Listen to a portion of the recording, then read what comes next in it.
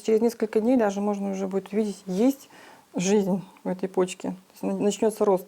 Это почка от маточного растения из розарио Удмуртского федерального исследовательского центра. Находиться в стерильных условиях будет целый месяц. В пробирке для нее создана идеальная для роста среда. Можно из одной почки получить несколько тысяч эксплантов. Затем происходит размножение. То есть мы из одной почки уже получили 5 растений. И таким образом мы можем получить то количество растений, которое нам необходимо.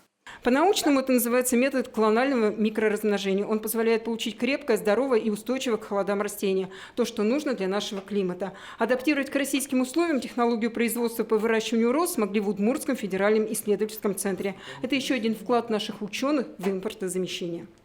Здесь уже идет этап укоренения растений. То есть мы получили необходимое количество растений, и здесь уже мы доращиваем их до определенного возраста.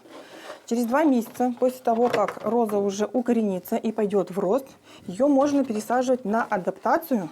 Это те самые розы, что выросли в лабораторных условиях. Бутоны появляются весной сразу же, как только цветок пересаживают в грунт. Здесь у нас представлена бордюрная посадка роз из сорта Ренесса Мьют. Тоже великолепно пахнут. Здесь самая большая в Удмуртии научная коллекция роз. В розариуме более 30 сортов из 5 садовых групп с невероятным ароматом и необычным окрасом. От нежнейших розовых до огненно-красных. Есть и двухцветные. Сейчас ученые работают над увеличением цветовой палитры. Уже в скором времени здесь могут появиться фиолетовые и даже синие розы. Почему эти розы не капризные? Не капризные, потому что здесь подобраны сорта, которые приспособились к нашей климатической зоне. И они себя ведут очень хорошо и адекватно. Мы их на сегодняшний день не укрываем. Свои розы из пробирки ученые впервые покажут и на сельскохозяйственной выставке «Агропро-2024». Она пройдет 20 июля в селе Первомайском. В программе форума «Краш-тест для сельхозкультур», ринг крупного рогатого скота, показ сельхозтехники, в том числе и агродронов, круглые столы по цифровизации и искусственному интеллекту и деловые встречи. К нам приезжают гости из других регионов.